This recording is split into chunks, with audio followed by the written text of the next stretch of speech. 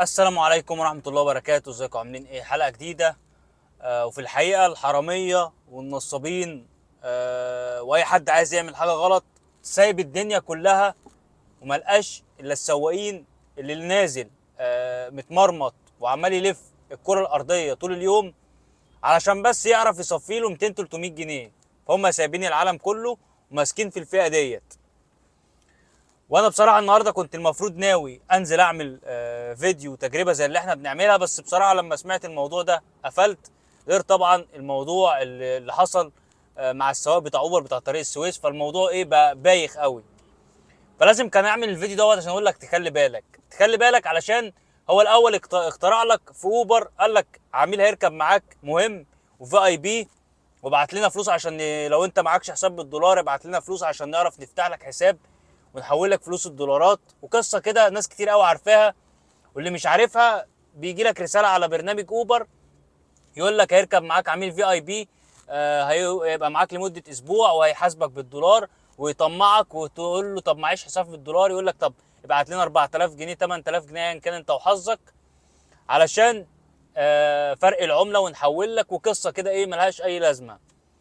جه بعد كده في اندرايفر قالوا لك ايه، واحد مثلا يطلب رحله ويقول لك خد البنطلون ده او الميك اب ده براند، وهتوصله في الحته الفلانيه، واللي انت هتوصله له هيحاسبك على المشوار وكمان هيحاسبك على الحاجه ديت، فانت هتحاسبني عليها دلوقتي وهو يحاسبك على كله الحاجه بالمشوار. طبعا انت بتبقى ايه شايف انا معايا حاجه براند فهو اكيد مش هيضحك عليا، فحاسبه عليها كده كده الحاجه معايا، تبقى حاجه اونطه ب 20 30 جنيه وانت ايه تلبس الليله كلها. دي من ضمن الحاجات اللي اتعملت برضو على برنامج ديدي وعلى البرامج كلها. يركب معاك واحد ويقعد يتكلم في التليفون ويقول لك انا معايا مش عارف في شنطه العربيه واحد، والله العظيم حصلت مع واحد اكنه الشنطه اللي معاه فيها ذهب وحاططها في العربيه. يروح مثلا ايه يقول لك هنزل اسحب فلوس من البنزينه او اعمل اي حاجه، انت بقى مطمن ده الراجل معاه شنطه ذهب وسايبها في العربيه اكيد يعني مش هيسيبني ويخلع، ويسيبك ويخلع. ناس تانية تقول لك اصل انا تاجر مش عارف ايه، ويقعد يجي له مكالمات في التليفون وحاسب الناس واعمل الناس قال يعني بقى راجل مهم، وبرضه ينزل ويخلع وما يدفعش الايه حساب المشوار. كل ده هنعديه وهنقول ان في ناس كتير غشيمه ممكن تقع فيه. الجديد بقى ايه؟ الجديد ان هو في ناس عايزه توصل مخدرات عن طريق اوبر. هتقول لي الكلام ده ازاي؟ كابتن لسه مكلمني امبارح بيقول لي جالي مشوار من عند جامعه القاهره كده، المفروض رايح التجمع، كان على برنامج اوبر. فالمهم رحت لقيت واحد جاي لي بيقول لي هتوصل الشنطه دي بس في التجمع. مفيش مشكله، قلت بفتح الشنطه علشان اتاكد هو فيها ايه، لقيت فيها بنطلون جينز. فانا قلت استغربت يعني بنطلون جينز ايه ده اللي هيوصله لحد التجمع مشوار عامل 160 جنيه ولا 170 جنيه. فالمهم خدت الشنطه ومشيت، وانا في الطريق كده ايه يعني قلت اما افتح كده سوسته من السوست الصغيره اشوف الشنطه دي فيها ايه. هو حاسس ان هو مش مطمن، بيفتح سوسته من السوست الصغيره بيقول لي لقيت كده كيس عامل زي كيس البن ومكتوب عليه كلام بالانجليزي وانا مش عارف ايه الكلام ده.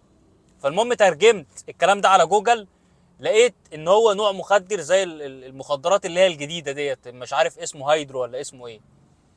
فهو لما عمل سيرش عرف ان دي اللي معاه دي مخدرات، والعميل اللي كان رايح له ده بيقول لي مش مصري عميل عربي. فالمهم قال لي انا بصراحه خفت فرميت الكيس ورحت وصلت الشنطه عادي وحسبته على المشوار عادي واديته الشنطه اللي هي الهاند باج دي. السوسته الكبيره كان فيها بنطلون جينز، والشنطه والسوسته الصغيره كان فيها الكيس اللي هو بتاع المخدر ده. قال لي يا باشا رحت وصلته وصلت له الشنطه عادي، وحتى قلت له حساب كام قال لي 170، راح مديني ال 200 جنيه. فانا كمان اتاكدت ان الموضوع دوت مش راكب قصه ان يديني شنطه ويدفع فيها 200 جنيه بس توصيل، ده كان راح يجيب بنطلون مكانه احسن. فالمهم الراجل ايه رمى الحاجه علشان طبعا خايف تكون معاه في العربيه يعدي على كمين ولا اي حاجه يوقفه يقول له ايه ديت. طبعا مش هيقول له انها مش بتاعتي ورحله والكلام ده، لا. فين رحله يا باشا؟ انت محدش اصلا راكب معاك، الشنطه دي بتاعتك. اصل انا ماشي ومعايا عميل معاه حاجه خلاص هيلبسها هو وانا اوبر اوري له الرحله. انما انا معايا ماشي لوحدي ومعايا الشنطه خلاص انت كده لبستها. واللي طالب الرحله ده لو جيت سالته او قلت يعني قلت المباحث انا من الحاجه دي مش بتاعتي، انا طالب اوبر وبوصل شنطه، هيقول لك يا باشا الشنطه دي مش بتاعتي، ولو قال لك الشنطه بتاعتي هيقول لك الكيس اللي فيها مش بتاعي، وانت بتوصله على حس الرحله اللي معاك اللي هي بتاعتي. فاللي انا جاي اقوله لك النهارده ان انت تخلي بالك من كل حاجه، مش مجرد ان حد يديك حاجه وتفتش فيها ولا لا. خلي بالك من كل الناس اللي بتركب معاك كمان. ناس كتير مش عاوزين بقى ايه نخش في تفاصيل، بس ناس كتير عرب بيكلمني بيركبوا معايا. اخر مره لقيت واحد جايب لي كنزانه، افتكرت كنزانه بيبسي عادي، لقيت بقى عمال يشرب، فلا شميت ريحه مش حلوه، قلت له ايه ده؟ قال لقيته سكران. فقلت له لا يا باشا ما فيش الكلام ده، ارمي الحاجات دي، ارمي انت هتودينا في داهيه. وفي ناس تركب معاك، معايا صاحبي ما اعرفش سجاره وهلفها كده على طول واشرب وانا في الطريق ومش انا الطريق، سلموا يا تنزلوا يا تسلموا في اقرب اسم وش كده. واحده راكبه معاك وخايفه منك، بتقول لك انت بتعكسني، انت بتعمل لي في اقرب مكان امان، مش اقول لك يا عم تنزلها في اي حته، اقرب مكان امان ونزلها في الطريق، قول لها انا معلش انا مش هكمل مع حضرتك الرحله ديت، انا اسف يعني، اطلبي عربيه تانية. ليه؟ لان انت في اي لحظه او اي غلطه الناس بتعملها هتلبسها انت، ويقول لك اصل السواق بص بيعاكس، والسواق هو اللي كان بيشرب، والسواقين بيعملوا، والكلام ده كله.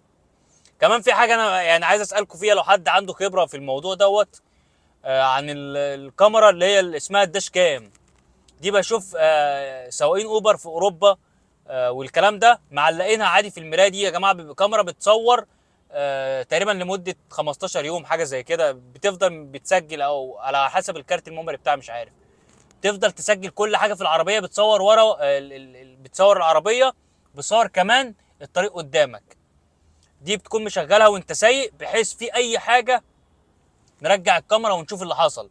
حد قال لك ده اتحرش بيا، حد قال لك ده ضربني، ده شتمني، الكاميرا دي امان ليك وللعميل كمان. يعني مش عارف هل العملاء هيوافقوا على حاجه زي كده ان هو يكون راكب عربيه وعارف ان هو بيتصور، مش عارف. وهل قانونا نعرف نعمل الموضوع دوت بس هيكون امان والناس كلها تحترم نفسها، سواء السواقين او حتى العملاء اللي بيركبوا معانا، خصوصا الناس اللي هي ايه واخد صاحبته وقاعد ورا وفاكر نفسه في كازينو الليل. الناس اللي هي بتركب ويقول لك اصله ما اعرفش بيقول لي ايه وبيعمل لي ايه، تبقى كل حاجه يا باشا متصوره، كل حاجه متسجله. حد اي موقف زي ده زي اللي حصل مع الكابتن اللي هو بتاع السويس ده، نجيب الكاميرا ونراجع نشوف البنت دي نطت كده من نفسها مره واحده ولا هو عمل لها حاجه. الموضوع ده والله العظيم مهم جدا ان احنا نسال فيه ونسعى فيه، ان كلنا نركب الكاميرات ديت. ده امان لينا اكتر منهم. يعني دلوقتي انت بقيت بتتعرض لمواقف كتير خطر اكتر من العميل بكتير. العميل يعني انا مش فاهم، دلوقتي بيبقى راكب معاك، في ناس يا جماعه بتبقى خايفه وناس موسوسه، لو انت حتى ما عملتلاش اي حاجه هو بقى راكب معاك وهو خايف. فاقل حاجه انت ممكن تعملها لو هرشت يقول لك يا نهار اسود ده بيهرش. فموضوع الكاميرا ده هيسهل علينا حاجات كتير قوي. وانا يعني بتمنى لو حد عنده خبره او معلومه في القصه ديت يقدر ان هو يفيدنا في كومنت. خلي بالك اي حد يديك اي حاجه لو عايز تاخدها فتش فيها كويس جدا وتاكد ان الحاجه دي سليمه، علشان ممكن هو يبقى جايب لك شنطه فيها حاجه عاديه وجواها بقى المشكله. يعني ممكن يجيب لك مثلا زي صاحبنا ده حاجه فيها بنطلون ويبقى حاطط مثلا المخدرات جوه البنطلون، فلا قدر الله اتعرضت لاي كمين او اي حاجه تلبسها انت، وطبعا انت نازل لا بيك ولا عليك، نازل بتواكب ظروف الحياه اللي بقت صعبه، وعمال بتفكر في الايجار العربيه اللي عليك وتفكر ايجار الشقه وتفكر في المعيشه اللي زادت. فتخيل انت في ظل كل الظروف اللي انت بتمر بيها ديت تحصل لك موقف زي دوت. يعني لا الموضوع صعب، والموضوع يعني محزن جدا. كنت بتمنى النهارده اعمل فيديو مفيد للناس وتجربه مهمه للناس، ولكن الموضوع دوت كان لازم اعمل له فيديو وانبهك ليه. فبالله عليك شير الفيديو ده لاي منصه بتتكلم على النقل الذكي او اي حد شغال في مجال السواقه علشان ياخد باله منه. اعمل كومنت قول رايك فيه، اي موقف اتعرضت ليه، بحيث برضو كلنا نشوف ممكن الناس ديت تضحك علينا باي طريقه. اشترك في القناه لو انت لسه اول مره تتفرج عليا. السلام عليكم وربنا يستر عليكم.